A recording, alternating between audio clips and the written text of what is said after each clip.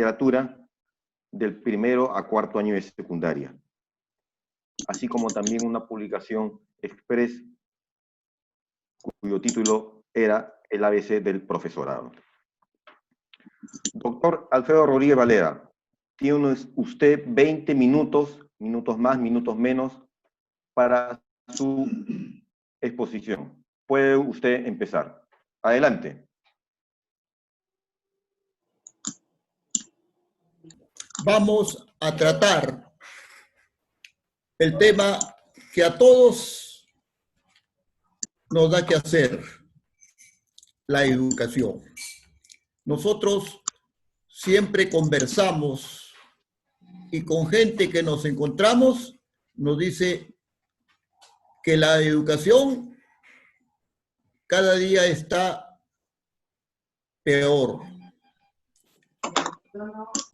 A pesar que estamos en una época moderna donde los equipos que han aparecido nos permiten, por ejemplo, hacer este evento, a pesar que no estamos juntos, pero estamos pues mirándonos también la cara a través del Zoom. Entonces, ¿por qué la educación en nuestro país no avanza? Desde hace 20 años, yo siempre escuchaba que para que la educación peruana avance o mejore, había la necesidad de elaborar un proyecto educativo nacional. Siempre escuchaba eso, desde que estaba en el 5º año de secundaria. Nadie podía hacer un proyecto de esa naturaleza. Pero el año 2006, gobierno ya del compañero Alan García,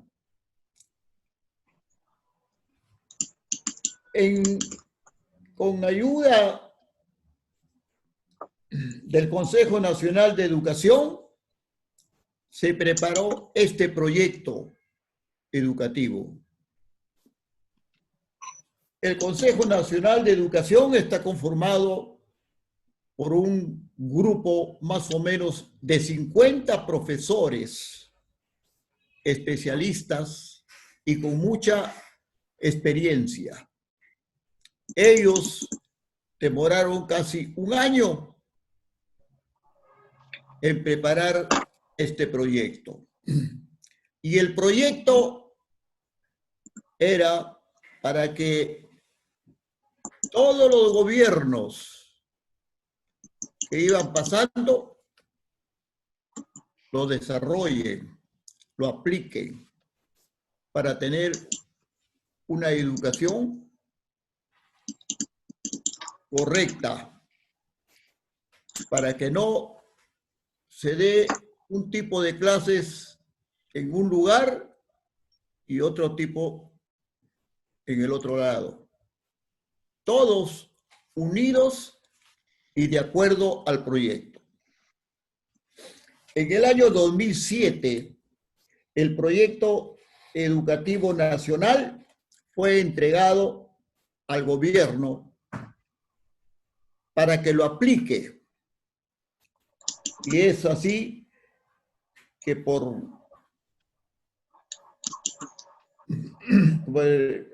el presidente de la República, el doctor Alan García Pérez, lo recibió, sacó la resolución y lo aplicó hasta el 2021. Desde el 2007 al 2021 funciona este proyecto. Todavía le falta un año. Pero en este tiempo, del año 2007 que empezó hasta hoy, no hemos avanzado. ¿A qué se debe? Todos nos preguntamos. Los gobiernos que han pasado han querido mejorar la educación, han construido con miras a que la educación mejore, ¿no? Pero unos trabajaron y otros solamente ofrecían. Este gobierno que tenemos ahora, recuerden que ofreció cuando llegó construir 50 colegios y varios hospitales, pero hasta la fecha no ha construido ninguno, ¿no? Vienen, ofrecen, pero no tienen pues la calidad seguramente para poder mandar que construyan, porque el presidente mismo no lo puede construir, para eso están los especialistas, ¿no? Muy bien, firmada la resolución, el presidente García empezó a desarrollar este proyecto. Lo primero que aplicó fue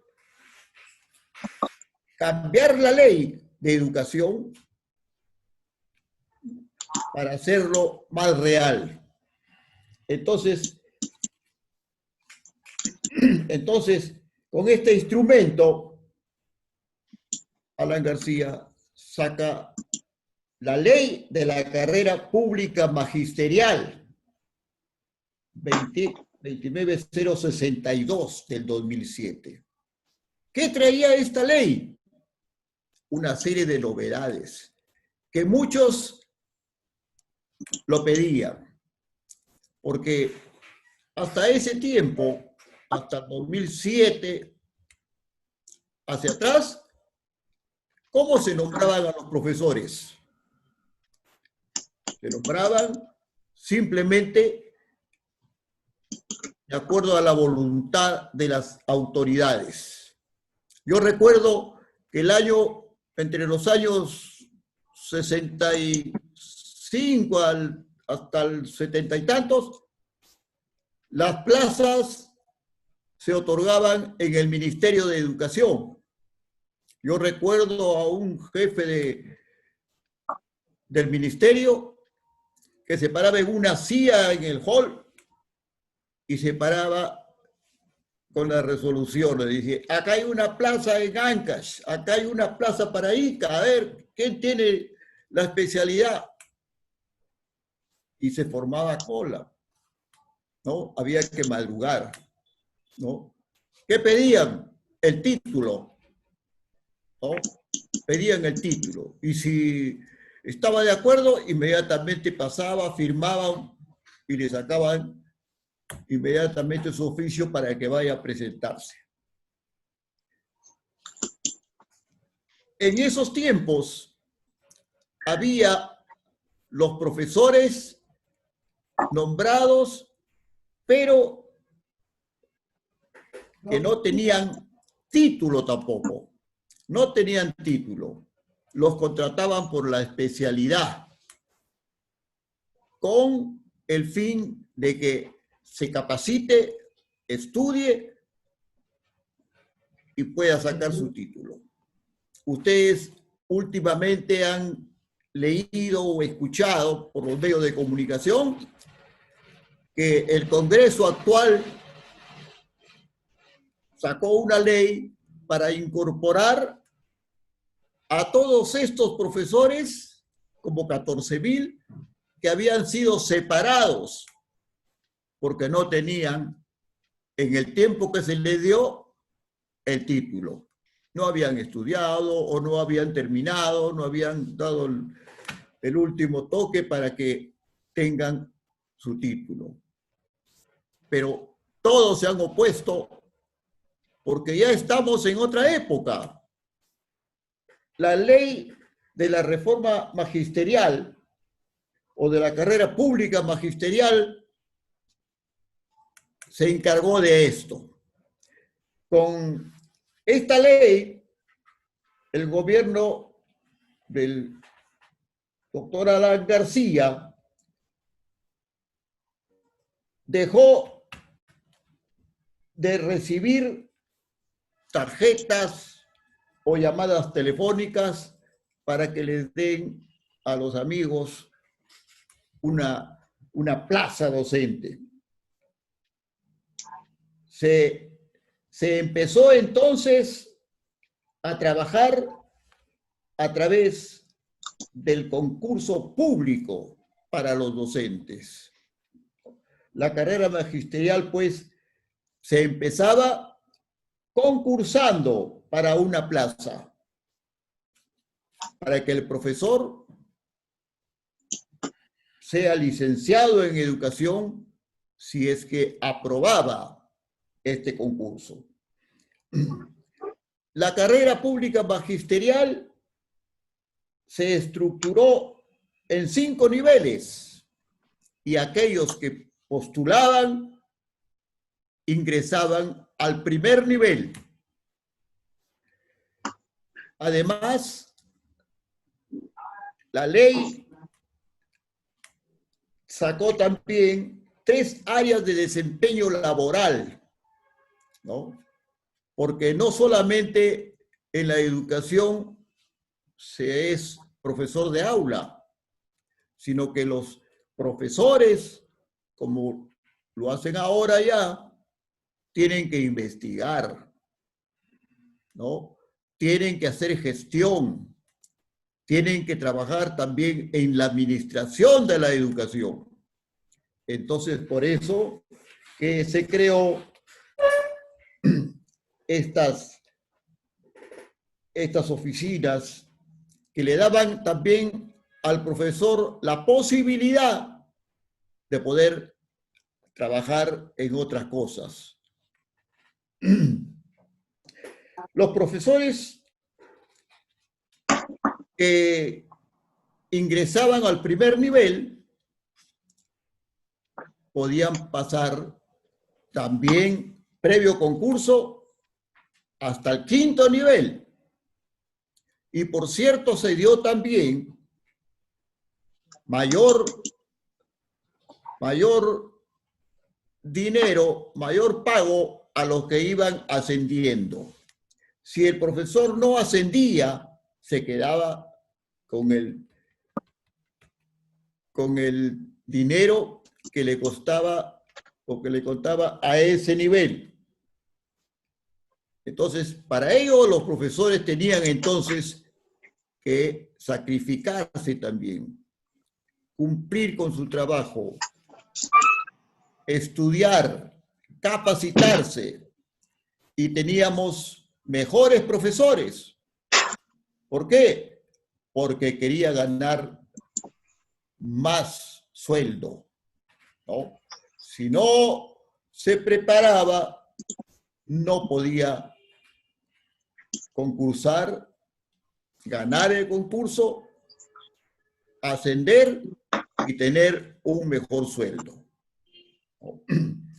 También salieron a concurso los cargos de directores.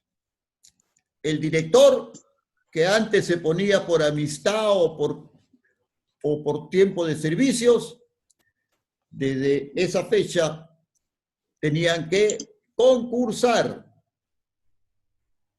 Tenía que concursar. El que ganaba el concurso ocupaba la plaza de director. Igualmente los subdirectores. Ahora los directores todos concursan y tienen que dar cada 3 años tienen que dar también una prueba para continuar de directores. Si no ganan este concurso, regresan a su plaza. Y si sale bien en el concurso, sigue por 3 años más. Con esto se arregló, se ordenó la educación. Pero esto no era, pues, lo suficiente. Había que trabajar más y hay que trabajar más. Para ascender de niveles, tenían también los profesores que estudiar, que capacitarse para poder inscribirse, dar su examen y si ganaban, como ya dije antes, ascendían y podían ocupar otros cargos con mejor sueldo. El que no estudiaba se quedaba en su nivel y ahí quedaba con su sueldo también que había entrado. Pero acá viene también la atracción. Se estableció lo que se llama la compensación por tiempo de servicios, como hay ahora en todos los trabajos, en las empresas privadas y también en las empresas estatales, ¿no? Antes, el profesor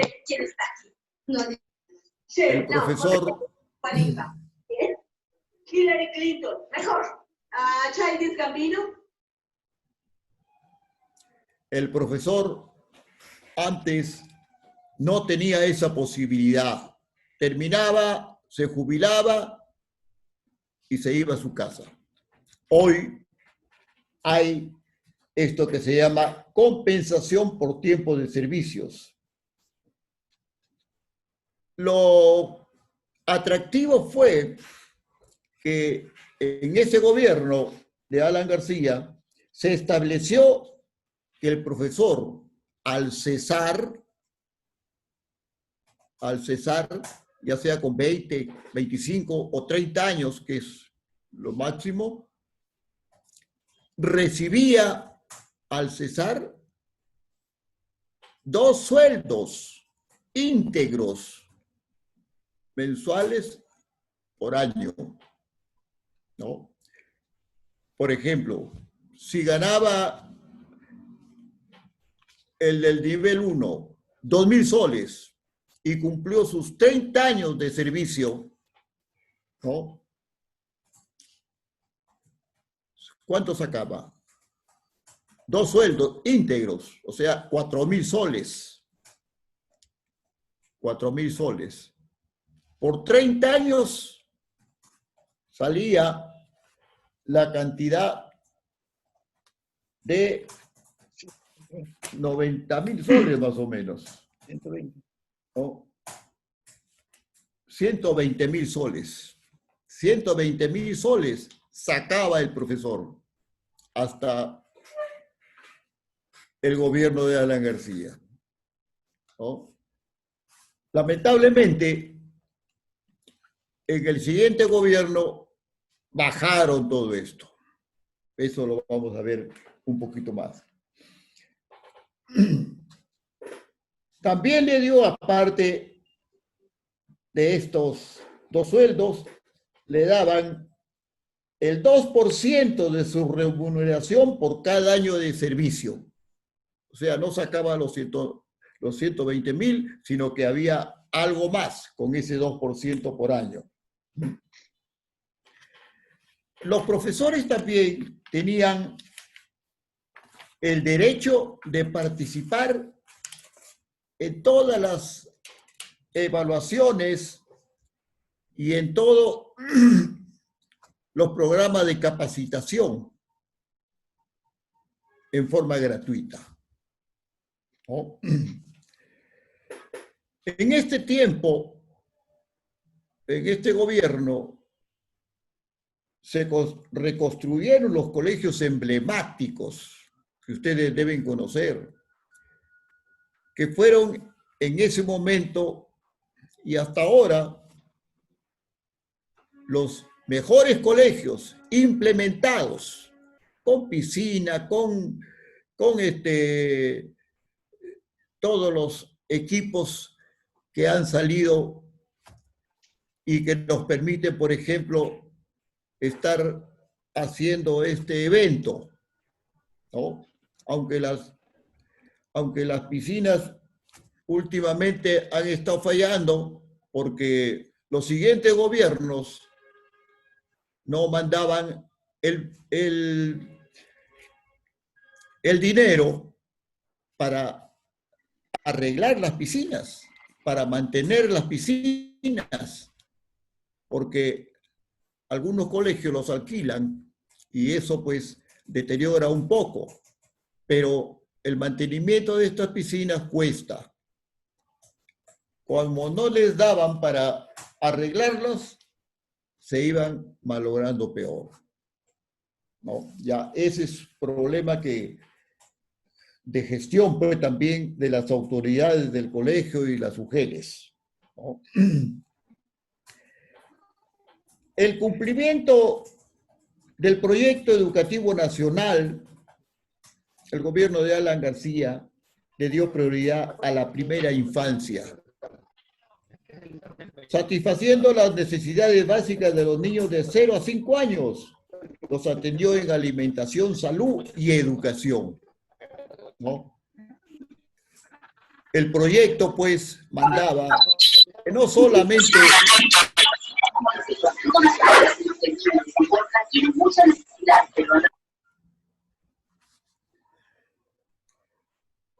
el proyecto decía, no solamente pedía que haya buena clase, que los profesores se preparen, que los alumnos cada día entiendan mejor, sino también se preparaba, pedía que haya salud y alimentación para los niños, porque si no, no podían avanzar en sus estudios. Y eso era prioridad. Con eso cumplió Alan García. En ese gobierno de Alan García fueron atendidos, aunque los otros gobiernos después se descuidaron, ¿no? Las áreas de desempeño laboral que se creó también a efecto de este proyecto educativo nacional eran 3. El de gestión pedagógica, ¿no? Donde están los profesores de aula, lo de consejería, ¿no? Lo de gestión institucional, aquellos que son directores, subdirectores. Y lo de investigación, aquellos que realizan funciones de diseño, evaluación o innovación, investigando, ¿no? Le daba la oportunidad a los profesores que pasen a conocer y a trabajar, por ejemplo, investigando. Hoy los investigadores ganan mucho dinero. Para eso también tenían que concursar desde su plaza de docente para pasar a esta área de desempeño laboral. Podía regresar después haciendo los trámites del caso. Los concursos para directores también se llevaron a cabo. Nadie se puede pelear ahora porque yo soy mejor, que yo estudié en tal sitio, o porque yo tengo más años, porque ahora todo es concurso, ¿no? Y el que mejor se prepara, se queda como director, o si quiere, puede volver también a su plaza. La plaza no la pierde.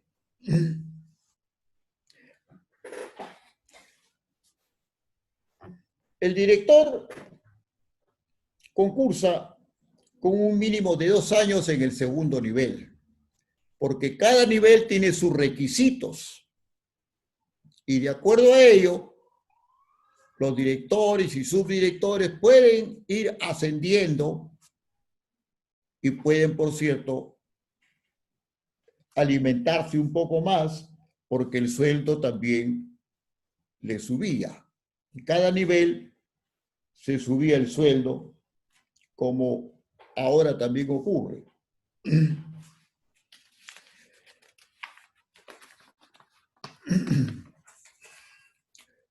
Los ascensos para los profesores que habían ingresado a la carrera pública magisterial se daban y se dan todavía cada 3 años.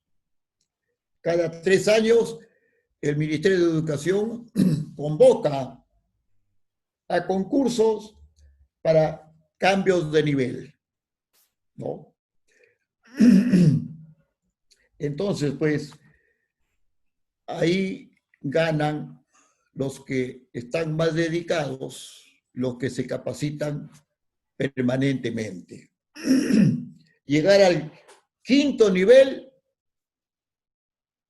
eso es haber estudiado ya bastante, ¿no? Con un sueldo muy alto. Ahora hay, creo que habrá pues unos, de repente, 500 o 1.000 en el 5.º nivel, porque para llegar al 5.º nivel hay que tener maestría y creo que ahora hasta doctorado, ¿no?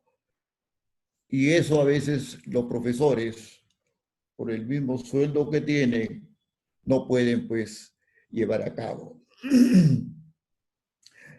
La remuneración mensual se daba de acuerdo pues al nivel que ocupaba, ¿no? El más bajo era el que ingresaban y el más alto el que llegaba al 5.º nivel. Muy bien, todo esto se dio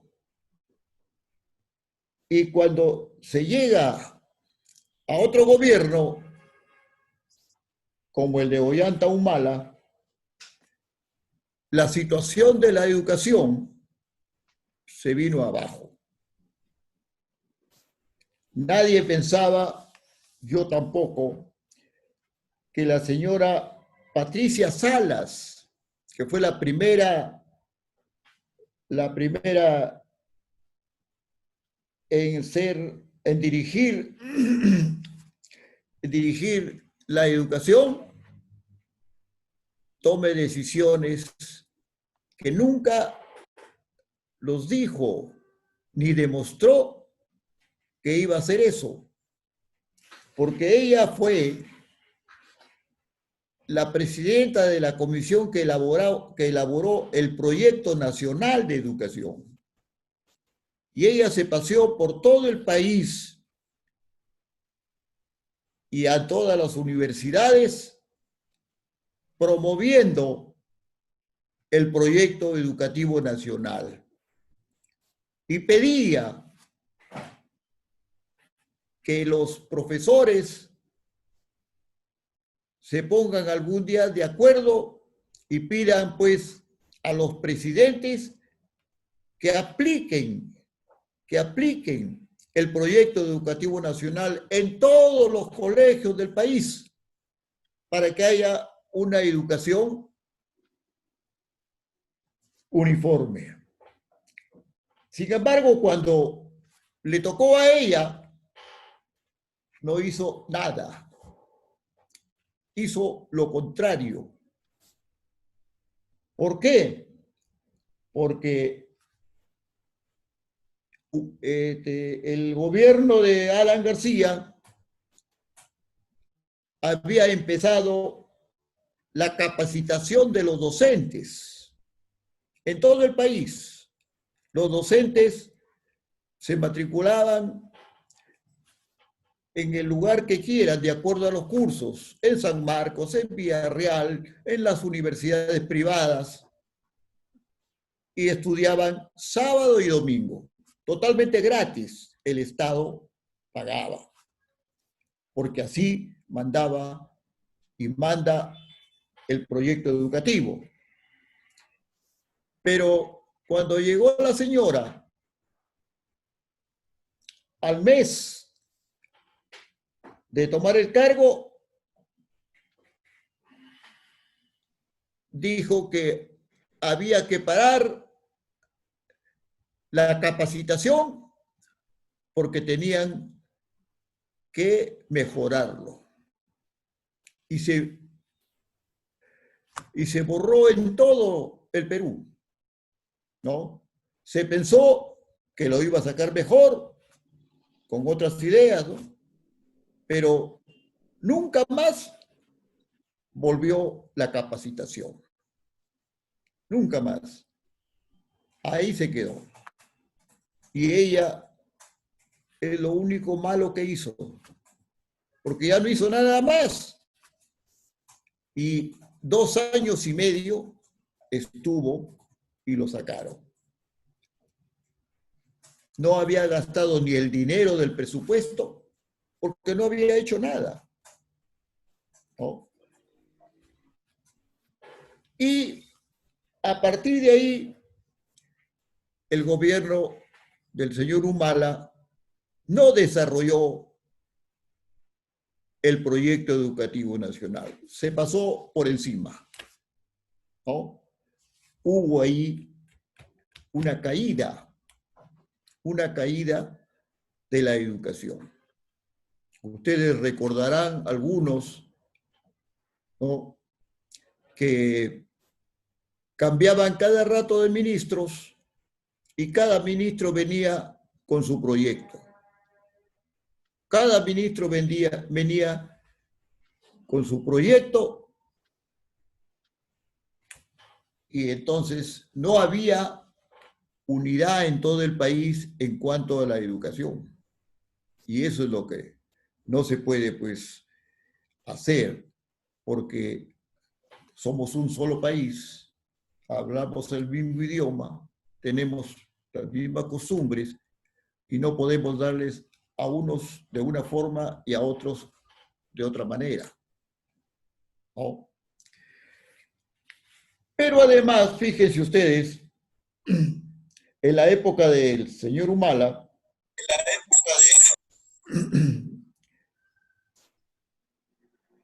en la época del señor Humala, se dejó ganar él o lo hizo a propósito, no se sabe, lo aconsejaron mal.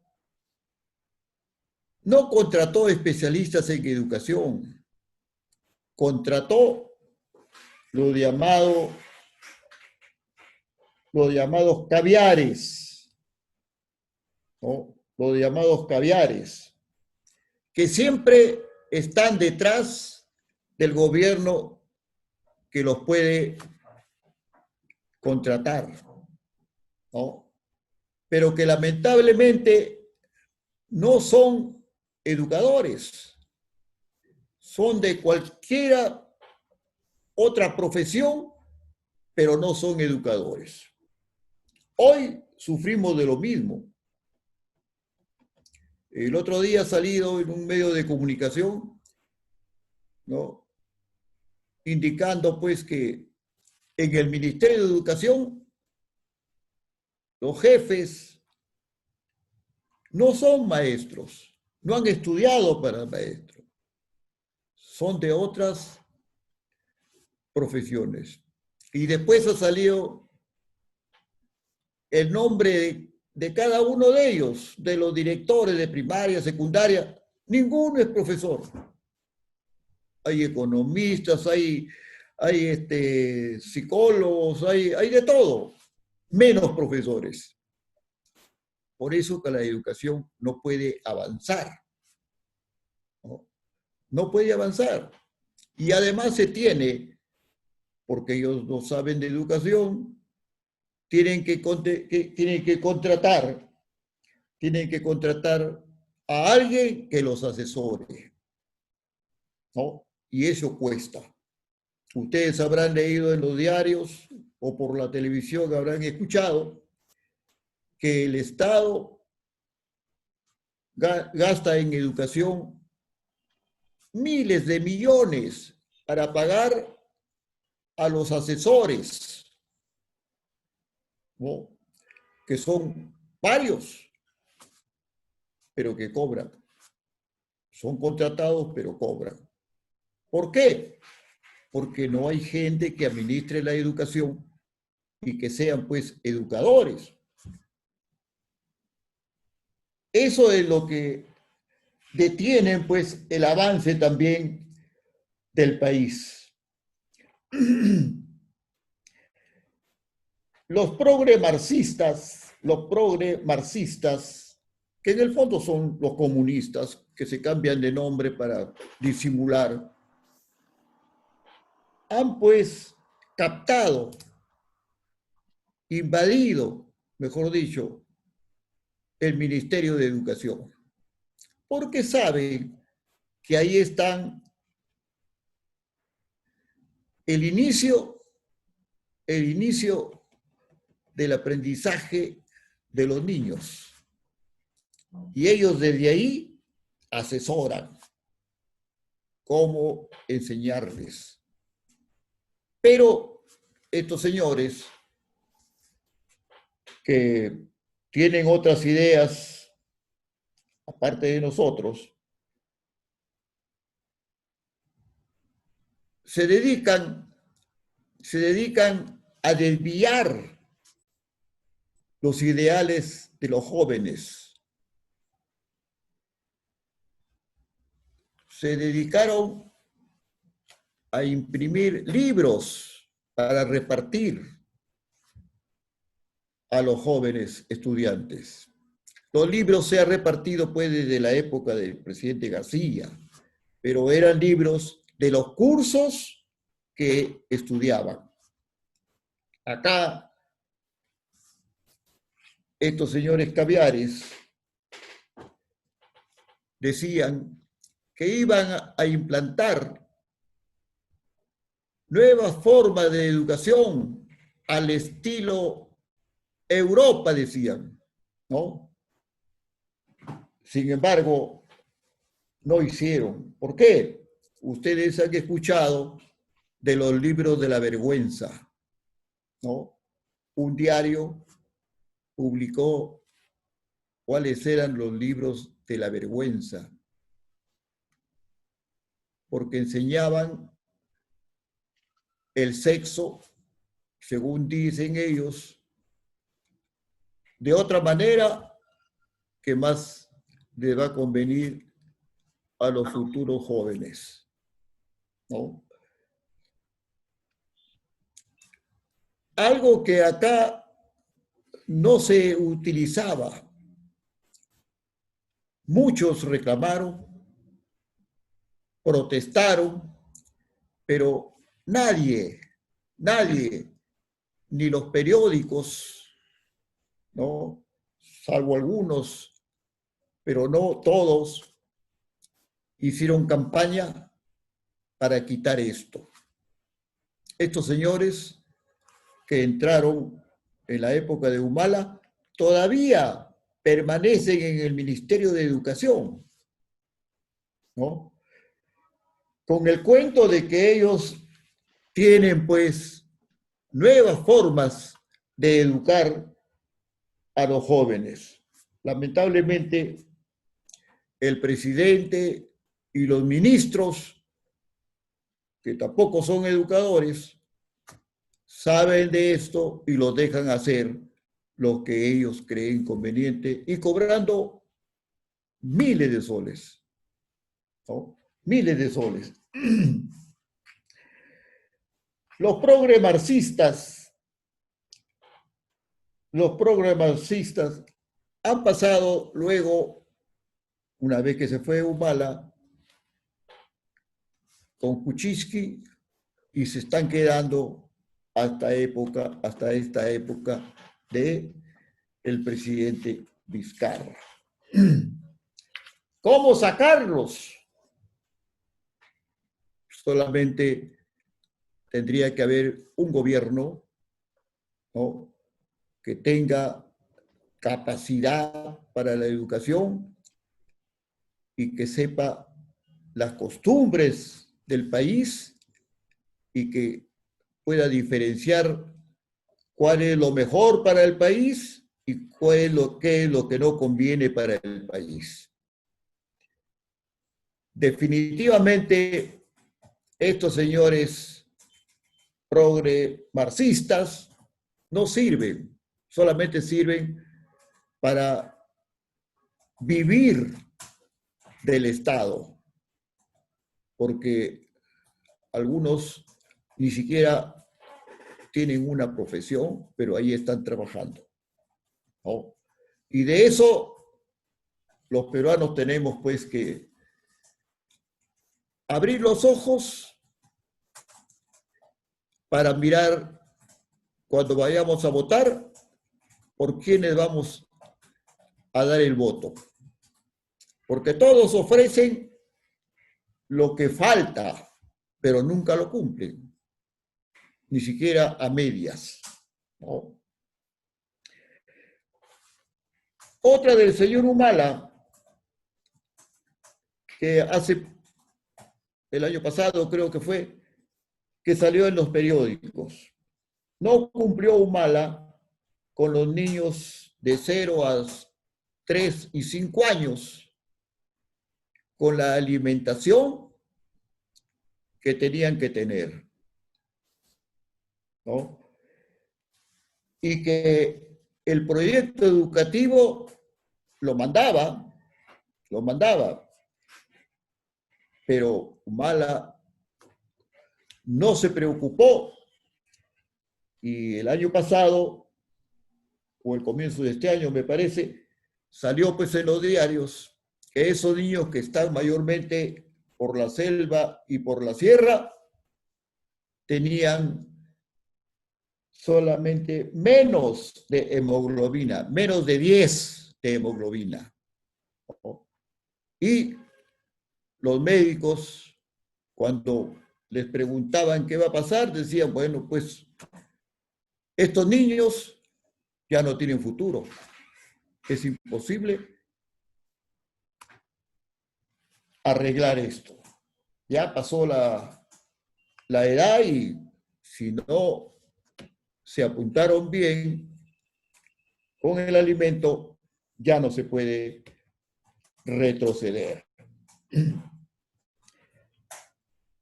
Humala se fue, llegó Kuczynski, se fue Kuczynski rápido y estamos ahora con un gobierno del señor presidente, que todos lo conocen como el presidente mentiroso, ¿no? Pero la educación en crisis por la pandemia y el mal gobierno también. ¿Por qué la educación?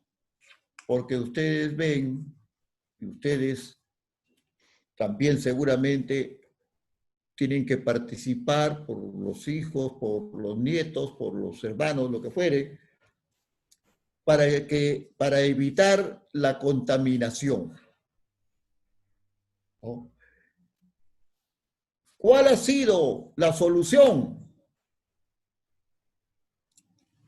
Las clases virtuales, ¿no? Así como estamos hoy conversando, las clases virtuales, el Internet. Pero nuestro país no estaba preparado para este tipo de actividad. Rápidamente dijeron las clases virtuales. Muy bien. El profesor desde su casa y los niños también desde su casa.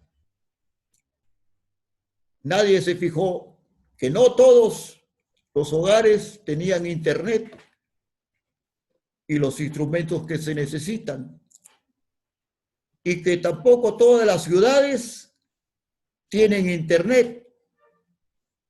Entonces, a pesar de esto, no había otro remedio y todos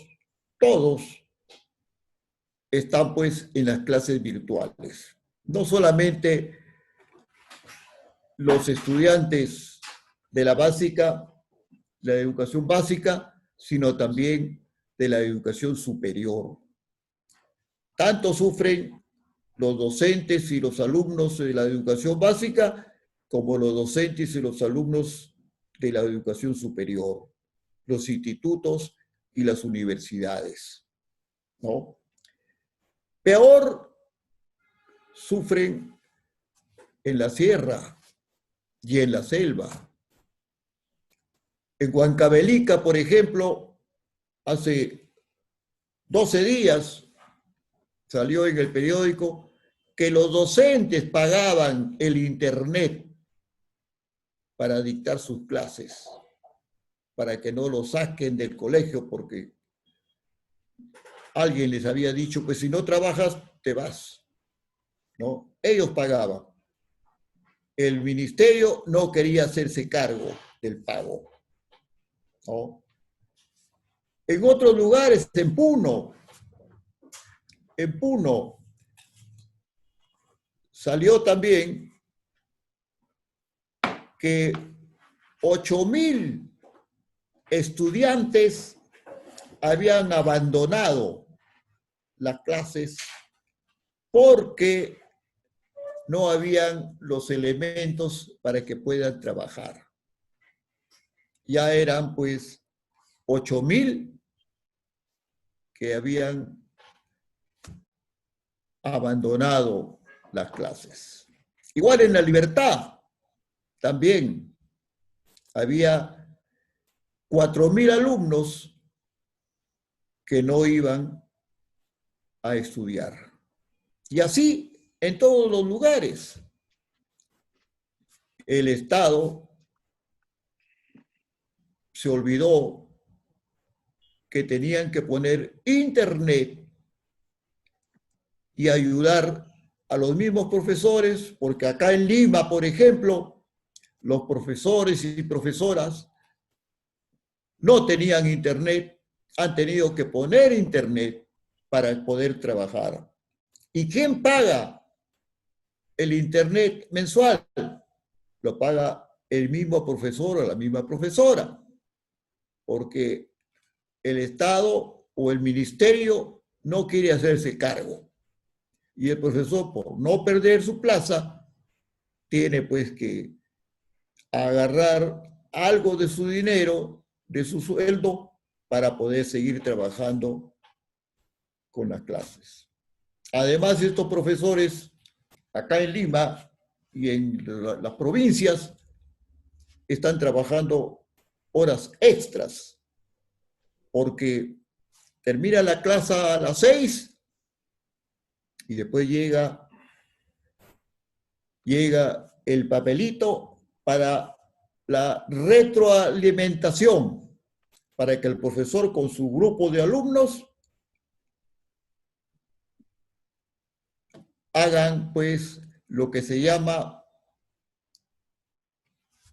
la retroalimentación, que consiste en preparar al alumno para que dé razón y dé formas de que atendió la clase, que lo aprendió la clase.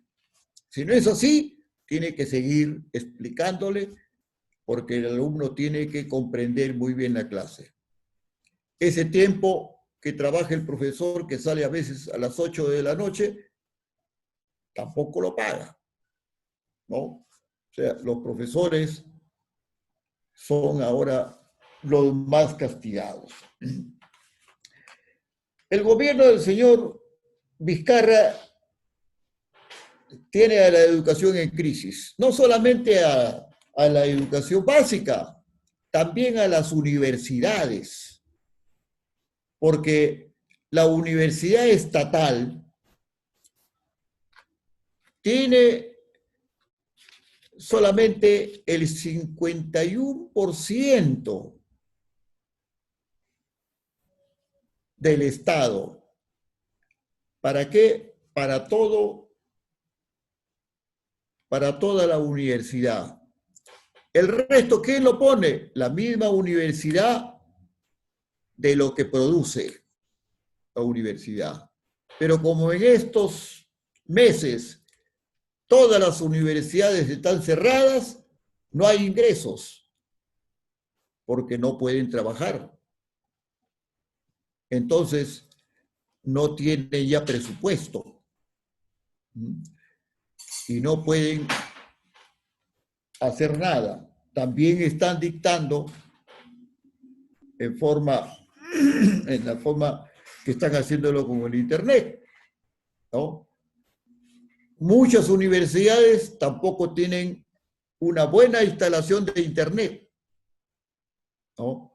La vez pasada hubo una reunión de los rectores de las universidades y acordaron exigirle al Estado que pongan a todas las universidades estatales Internet, pero de calidad, que no se esté parando como acá en Lima, en las casas, el Internet baja y sube. La educación universitaria está en crisis porque el gobierno no solo no completa el presupuesto, sino tampoco invierte. Y ahora, con el adelanto tecnológico, no tienen para investigar, no tienen para comprar máquinas modernas, ¿no? Y eso atrasa la universidad. Algunos que se matriculan, al ver que su universidad donde se matriculó no tiene los elementos suficientes para trabajar y aprender, abandonan también, ¿no? Entonces, no hay una calidad en la educación. Nuestro país se olvidó, o nuestras autoridades se olvidaron, de que la educación debe ser de calidad. Hace tiempo que esto empezó en otros países, pero acá en el Perú, el gobierno no escucha, hace mutis, ¿no? No solamente en las escuelas de educación básica, sino en las universidades también. No en las privadas, porque las privadas son empresas, pero en las nacionales es donde el gobierno debe impartir, debe participar, porque si no, ¿qué produce? ¿No? Hay universidades como la UNI, por ejemplo, que puede producir mucho, pero la falta de maquinaria moderna los detiene, ¿no? Imagínense ustedes las universidades que están en la sierra o en la selva. No están, entonces, los alumnos que se matriculan bien preparados. ¿Por qué? Porque la inversión no se da. Parece que los gobernantes no se dan cuenta o no saben que el desarrollo del país requiere inversión. Ahora más, porque todo ha cambiado. La tecnología cambia mucho. Y si no se invierte, nos quedamos rezagados, ¿no? Entonces, fíjense ustedes, nuestra educación, para que avance, tiene que tener, pues, las inversiones que se dan en otros países. Si no hay inversión, no hay avance en la educación. Sobre todo porque la tecnología es cambiante rápidamente, ¿no? Pedimos educación de calidad, pedimos avance, pero el Estado prefiere regalar bonos, prefiere pagar a los medios de comunicación y no alimentar la educación, no solamente a la educación básica, sino también a la educación universitaria. El día que esto se dé, creo que el Perú empezará a cambiar. Si no hay inversión, entonces seguiremos reclamando todos los días por mejorar, ¿no? Bueno, eso es todo. Muchas gracias por escuchar. Muchas gracias por la brillante exposición, doctor Alfredo Rodríguez Valera. Una exposición larga, pero muy interesante. Analizando y desmenuzando el desarrollo, pero también el retroceso de la educación, sus causas y efectos a lo largo de estos últimos años. Seguidamente vamos a dar el uso de la palabra a nuestros panelistas, el magíster Luis Serpa Huerta y el licenciado Israel Nomberto Ulfe. Pero previamente voy a leer sus hojas de vida. ¿Quiénes son los maestros Luis Serpa e Israel Nomberto? El maestro Luis Serpa Huerta tiene título de profesor en la Universidad Nacional Federico Villarreal, grado de magíster en la Universidad Interamericana de Puerto Rico, tiene un diplomado de resolución de conflictos sociales en la Universidad Católica del Perú, diplomado internacional también de resolución de conflictos en la Universidad Continental. Trabajó como profesor en la institución educativa Mariano Melgar, en Breña, asesor en el Ministerio de Educación y Ministerio de Transportes y Comunicaciones. Fue regidor también de la Municipalidad de Lima y director del Banco de Vivienda, así como profesor en Texas. El licenciado Israel Nomberto Ulfe, licenciado en Educación en la Universidad La Cantuta, posgrado en Gestión Educativa en la misma universidad, becario de la República de Israel, asesor de municipalidades provinciales, alcalde de Puente Piedra, destacado además luchador social del Cono Norte de Lima. También fue uno de los principales líderes, ¿no?, en la lucha contra los peajes corruptos de la gestión de la ex alcaldesa Susana Villarán. Destacados compañeros y maestros panelistas, tienen ustedes 3 minutos para hacer reflexión, crítica o preguntas si así lo deciden. De igual manera el expositor tiene ese mismo tiempo como margen. Serán 2 rondas las que se llevarán a cabo. Una vez terminada la intervención de los panelistas, los profesores o directores que quisieran realizar interrogantes la podrán hacer por escrito a través de la mensajería del Zoom, o si lo quisieran, abrirían su micrófono para tal fin. Las preguntas pueden estar dirigidas tanto al expositor como también a los panelistas. Compañero Luis Serpa Huerta, tiene usted 3 minutos para su intervención. Adelante. Muy buenas noches. Es una satisfacción. No se escucha. Lucho, hay dificultades con tu audio. ¿Qué es? Tu micrófono, Lucho. Lo he prendido. Sí, pero hay algo que se está acoplando, hay un sonido que se está acoplando. De repente es el celular. Sí, es Baje otro volumen, celular sí. que está Sí, Ya, ok. mejor cerca. Ya, baje dale. el volumen mejor. Ahora sí.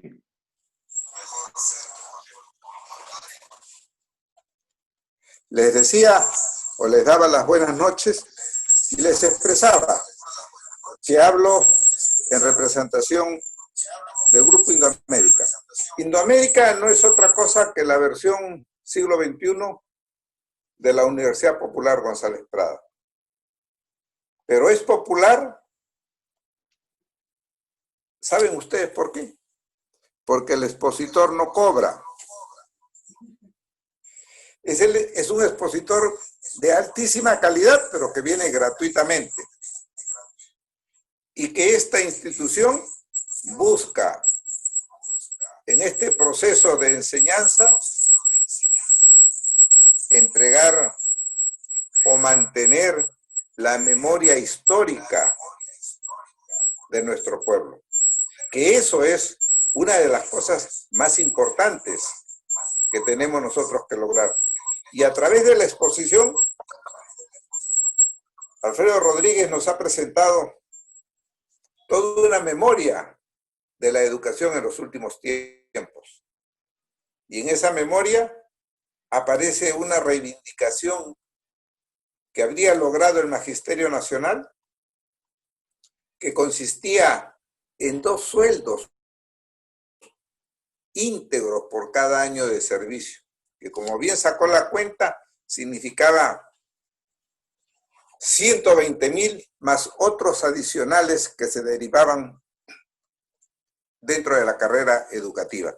Pues bien, mi pregunta, doctor Rodríguez, está en la dirección de en qué momento, porque he conversado con muchos docentes que me dicen que no reciben al terminar, no han recibido esa cantidad de dinero, ¿en qué momento se pierde ese beneficio que implicaba la conciencia del gobierno de aquel entonces, vale decir, la conciencia de compromiso con la educación nacional, del compromiso con los educandos, porque a mejor educadores, obviamente que la educación eleva su nivel? ¿En qué momento perdemos estos beneficios, doctor Rodríguez? Cuando ingresa Ollanta Humala, inmediatamente cambió la ley y sacó pues la nueva ley de reforma magisterial, ¿no? Y uno de los puntos que tocó fue el de la compensatoria. Lo cambió de dos sueldos íntegros por año a solo un cuarto del sueldo por año. Un cuarto, ¿no? Entonces, por eso yo les puse el ejemplo. Si un profesor hoy está gastando 2.000 y pico, creo, de RIN, que es la remuneración íntegra mensual, ¿no? Pongamos 2.000 soles, ¿no? Un cuarto viene a ser 180 soles. Sí, 500. 500 soles. O 500 soles, ¿no? Multiplicando por 30 años, los que cumplen los 30, ¿no? Hay otros que se retiran antes, entonces sacan menos, pues. De sacar con la ley anterior 100.000, sacan pues 8.000 soles, 6.000 soles, ¿no? Pero lo raro está en que nadie salió a reclamar. Nadie salió a reclamar. Ni siquiera el SUTE, ¿no? Yo, a mis alumnos que tenía, les decía, porque yo enseñé también esta ley y las leyes de educación, les decía, ¿y qué hacen ustedes? Les han cambiado esto, porque los jóvenes casi no leen, pues ese es el problema, que no tienen la costumbre de leer, y eso les competía a ellos, y les hice sacar la cuenta, y se quedaban pues mirando, tanto nos han quitado, tanto pues hay que organizarse para reclamar, les decía. Si ustedes no reclaman, nadie va a reclamar. No, que el SUTE nunca reclamó. ¿Por qué? Porque el Sucre, estos están comprometidos por la entidad que le da más plata, ¿no? Donde algunos también empezaron a reclamar en los préstamos por el dinero que les quitan, ¿no? A un profesor le descuentan mensualmente y ellos trabajan con el dinero, ¿no? Pero cuando el profesor se retira, le dan 1.500, 2.000 soles. De 3.000 no pasan los que trabajan y le descuentan más, ¿no? Pero los préstamos que dan cobran el interés más que los bancos, ¿no? Pero ya se sabe y se conoce que los dirigentes de esa empresa ganan pues unos en dólares, otros en soles, pero ganan el triple de lo que gana un director de un colegio, ¿no? Y muchos de ellos tienen hoteles en el Cusco, en los lugares donde tienen también centros de verano o de invierno, o tienen hoteles por algunos lugares. Ellos son dueños, ¿no? Ellos son dueños. Por eso que cuando alguien del gobierno anterior, creo, dijeron, vamos a investigar esta casa, todos pitearon y dijeron, no, pero ahí mismo pues van y lo arreglan. Y el que tiene la plata va, pues sí, y lo arregla rápido, ¿no? Pero es bueno que los profesores se organicen y recuperen, porque no es posible que con nuestra plata ellos lo trabajan y se llevan las ganancias, cuando el que pone la plata es el profesor y le descuentan, ¿no? Y cuando va a pedir por una urgencia un préstamo, le ponen pues 20%, 19%. Y lo peor es que cuando uno saca para un año, por ejemplo, y yo quiero cancelar antes del año, ya me aceptan, pero no me descuentan nada. No me descuentan nada, ¿no? Entonces, pues, ese es un negocio grande. Ese es un negocio grande. Pero si los profesores no se organizan, no reclaman, no se ponen fuertes, lo van a hacer siempre. Y como lo están haciendo. Como lo están haciendo. Lamentable, pero es lo cierto. Muy bien. Licenciado Israel Lambertulfe, tiene 3 minutos para su reflexión, crítica o pregunta.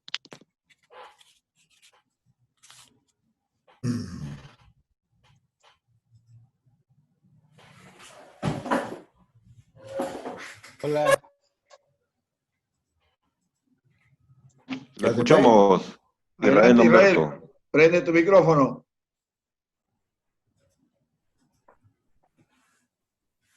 Ya se fue a cenar. No, acá está. Buenas noches Adelante. a toda la sala digital que en estos momentos se están reunidos. Estamos llegando ya a 50. Primero yo quiero felicitar siempre el maestro Alfredo Rodríguez, brillante. Lo recuerdo mucho desde muy joven. Era el maestro más requerido por sus alumnos en la especialidad, por su forma tan didáctica y sobre todo tan profunda para enseñar. Y el día de hoy lo ha dicho Serpa muy bien. Estamos nosotros gozando de estas ponencias y sobre todo sin que nos cobre un sol, ¿no? Muchas gracias, mi querido maestro, y el tema realmente interesantísimo cuando usted ha tocado la educación desde el 2006 al 2020. Antes que entrar a preguntas, usted ha tocado temas importantísimos. Cuando ha hablado de la meritocracia en la educación. Por primera vez en la historia del Perú, los maestros fueron evaluados a través de la evaluación censal. En medio de la oposición de las camarillas de Patria Roja del SUTE, los maestros fueron a dar su examen censal y realmente los resultados fueron preocupantes. Y aquí entra algo que usted explicó muy bien. Inmediatamente el gobierno de Alan García no hizo ninguna medida punitiva, sancionadora. Lo que inició fue una capacitación a través de los programas nacionales de capacitación. Y todo era pagado por el gobierno. Es más, quienes asistían a estas capacitaciones también recibían un bono por asistir a clases. Y eso dio lugar, pues, a que empezara una etapa de renovación de parte de los profesores, lo que en algún momento yo llamé la revolución educativa silenciosa. En el gobierno de Alan García, por primera vez, se aplica una política de Estado. También, tomando su palabra, una política de Estado que significaba que la ley de reforma magisterial, la carrera pública magisterial, debía tener una continuidad. Y quienes deseaban ganar más, simplemente tenían que dar su examen. Y para dar su examen, entraban los maestros a una preparación intensa. Era realmente era impresionante ver cómo los maestros se reunían en círculos de estudios y para prepararse, porque todos querían aprobar el examen de ingreso a la carrera pública magisterial, los 5 niveles, como usted lo ha manifestado muy bien. Y eso significaba un aumento en sus remuneraciones. En esa etapa de los exámenes para la incorporación a la carrera pública magisterial significaba, pues, que se merituaba los estudios que ellos habían hecho, la maestría, los diplomados y una serie de capacitaciones, la responsabilidad de llegar a la escuela puntual, la dedicación que le ponían ellos a sus clases. Es decir, todo ese esfuerzo que antes pasaba desapercibido, entonces todo eso era tomado en cuenta al momento de evaluarse para ingresar a la carrera pública magisterial. Ingresando a la carrera pública magisterial, realmente el aumento de las remuneraciones era sustancioso. Es decir, ya no había que hacer huelga para tener un mayor aumento, solamente había que prepararse y estudiar. Y de acuerdo a los tiempos de servicio iban pues al segundo, tercer, cuarto nivel, ¿no? Entonces hubo realmente, ¿qué le digo? De parte del magisterio, hubo una preocupación por superarse y dio lugar pues al esfuerzo que hacía cada docente, ¿no?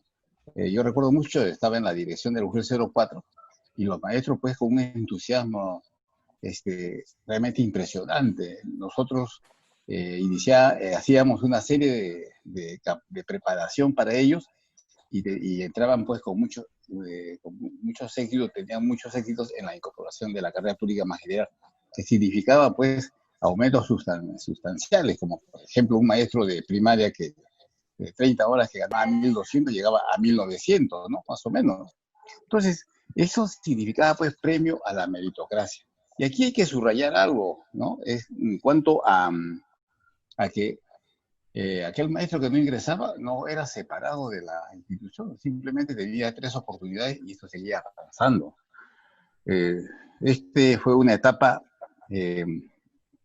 valiosísima en lo que habla el doctor Alfredo Rodríguez, de 2006 hasta cuando estuvo el doctor García Pérez, Alan García Pérez, hasta el 2011, en donde había exámenes para ingresar a la carrera pública magisterial. Y es cierto lo que dice, las compensaciones también eran diferentes, incluso la pensión que percibían uno que había sido ingresado a la carrera pública magisterial era diferente a lo que ahora reciben. Pues hay personas hay docentes que están recibiendo una pensión pues, de 600, 700 soles, cuando los que están en la carrera pública la pensión es mayor. Y el otro tema que yo quiero también resaltar, porque yo creo que el maestro ha sido muy completo en la exposición, es en cuanto a que esta ley, la carrera pública magisterial, que era política de Estado, de manera increíble, ¿no? La primera ministra del gobierno, la primera ministra de Educación del gobierno de Humala, Patricia Salas, se empecinó pues en que había que cambiar la ley. O sea, no quería que haya una ley que recordara a Lapra ni a Alan García. Y para ello usan al Congreso de la República, a ese general que realmente le ha hecho un gran daño a la educación, que es el general Mora, y en menos que canta un gallo tartamudo, derogan la ley de la carrera pública magisterial para ponernos la ley de la reforma magisterial, y los niveles lo cambiaron por escala. Y ahí, por ejemplo, yo puedo decir algo, ¿no? En esta ley, automáticamente, los docentes que tenían 65 años, el día mismo de su cumpleaños le entregan su resolución de cese, ¿no? Pero que haya habido ahí modernización o innovación, no ha habido nada en absoluto, porque al final copiaron casi todos los capítulos de la carrera pública magisterial aprobada por el Congreso de la República, y lo demás seguía igual. Incluso yo debo señalar también que el gobierno de Lapra, democrático, respetuoso, cuando la dirigencia del SUTE presentaban acciones de inconstitucionales ante el PG, el doctor García dio una orden de que no se aplicara la ley hasta que se resolviera el último recurso impugnativo que se había presentado al TG. Y imagínense, eso da una idea de cómo se actuó en democracia. Pero vivimos esta situación, lo ha dicho muy bien el doctor Rodríguez, en esta etapa de la educación remota en que nos ha cambiado la vida esta pandemia.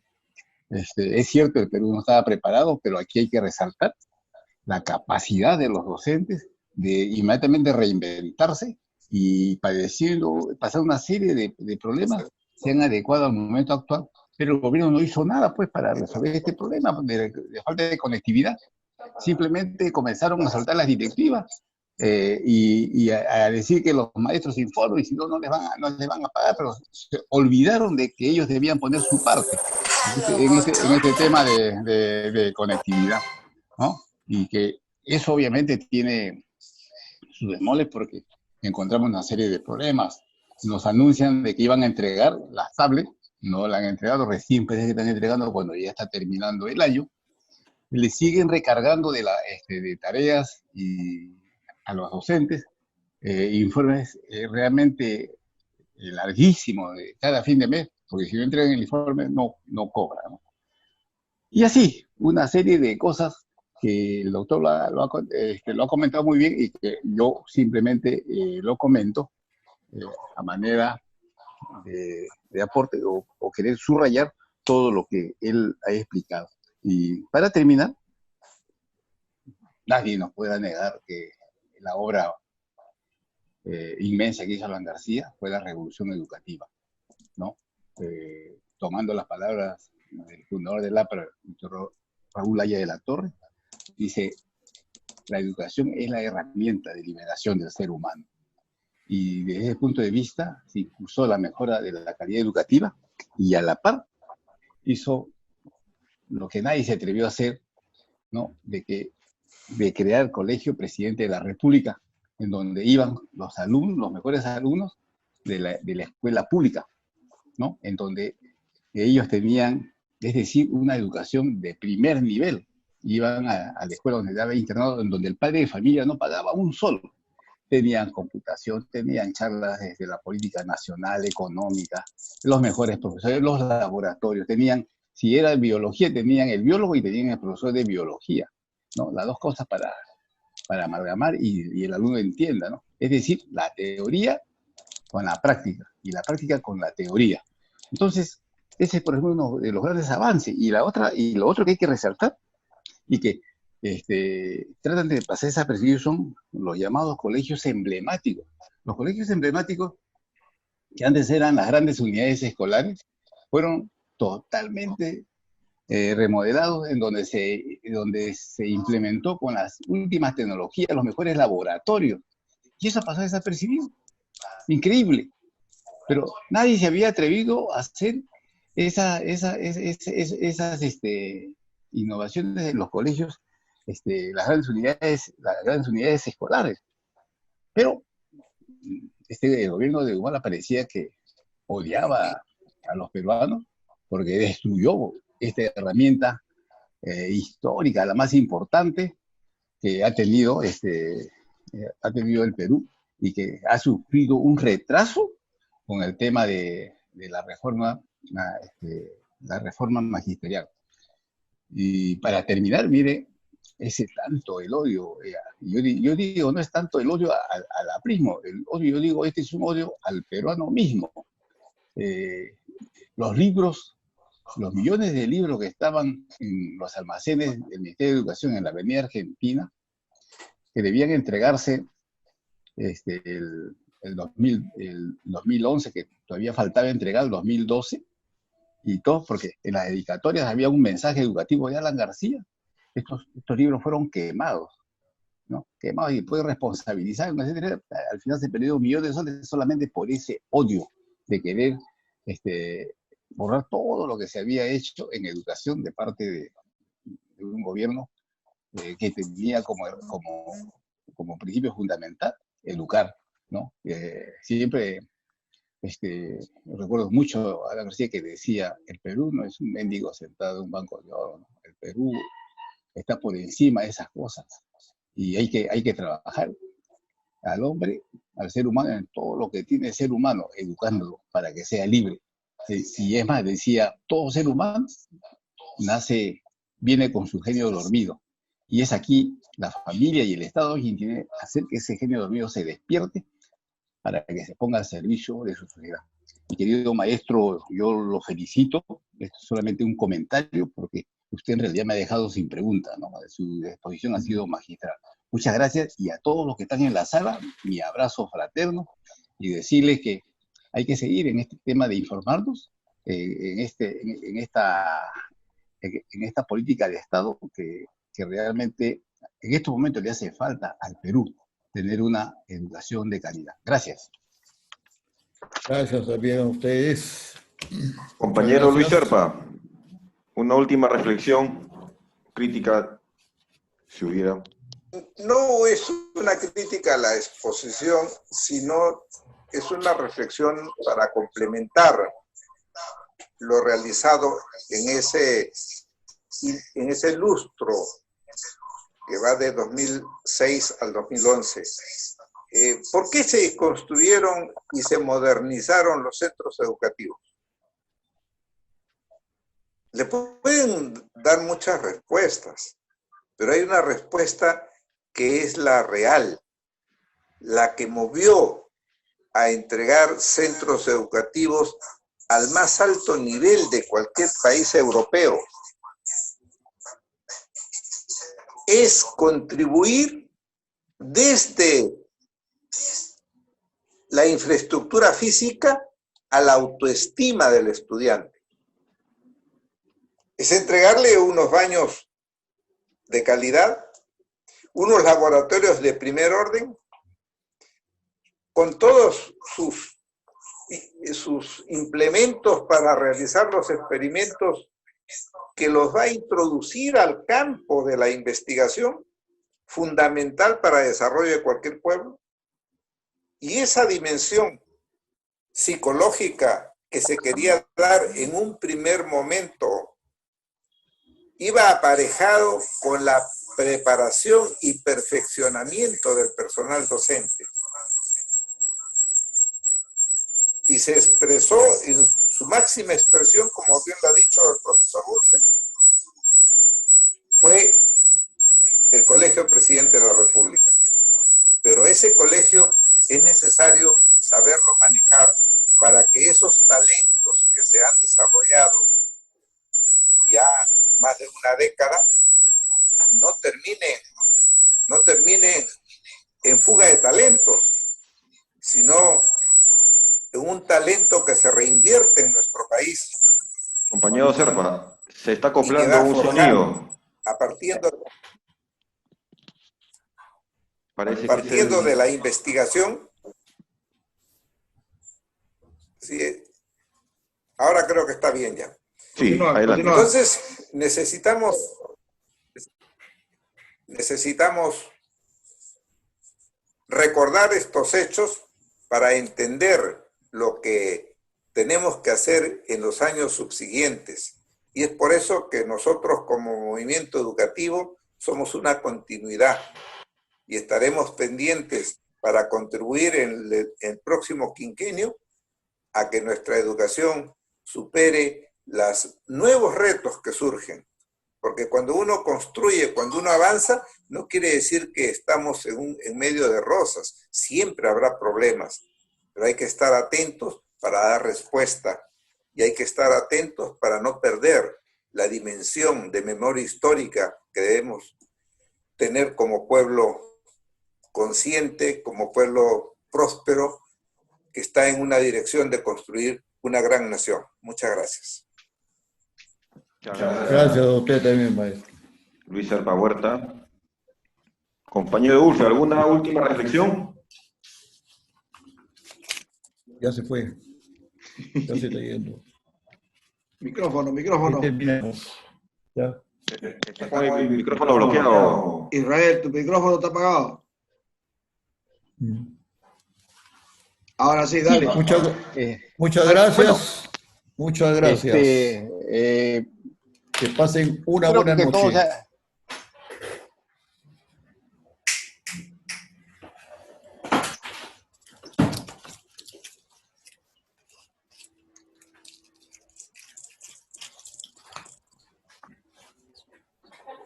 Adelante, compañero.